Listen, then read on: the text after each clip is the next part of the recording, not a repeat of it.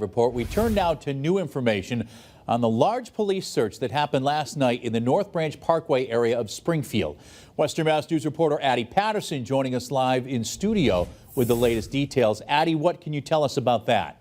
That's right, Chris. As of today, several suspects have been arrested, and police say there's currently no threat to the North Branch Parkway area. According to the Springfield Police Department, around 7 p.m. last night, detectives were out conducting surveillance on Fernald Street when two subjects walked out of a home on the street and began shooting at the undercover cruiser. No officers were injured in that shooting, but the police cruiser was hit. Police then saw a truck leave that home on Fernald Street as it began to speed away. Officers say they lost sight of that truck but saw another car that was actively stolen and was connected to the Fernald Street address. This driver of that vehicle sped away from police before crashing the car in the area of Fox Road and Grayson Drive.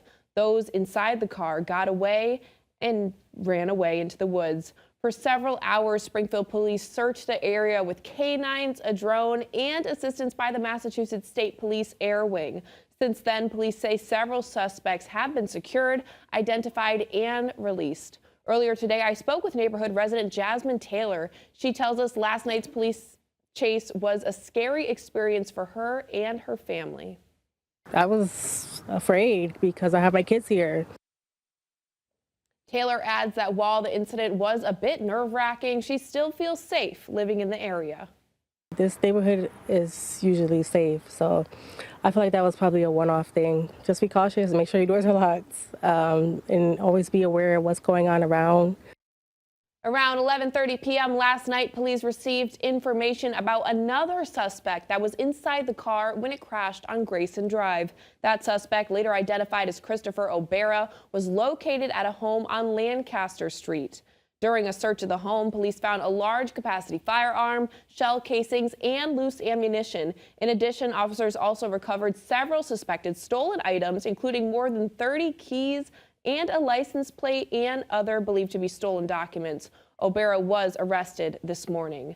Now back on Fernald Street just after 7 p.m. as police were investigating the shooting, they located two individuals and a firearm inside the home the suspects left from. One of those individuals, 63-year-old Howard Singletary, had active warrants out for his arrest and was arrested. Both men are now facing several charges. Police also located a third firearm on Jennings Street, near where the search for the suspects originally took place.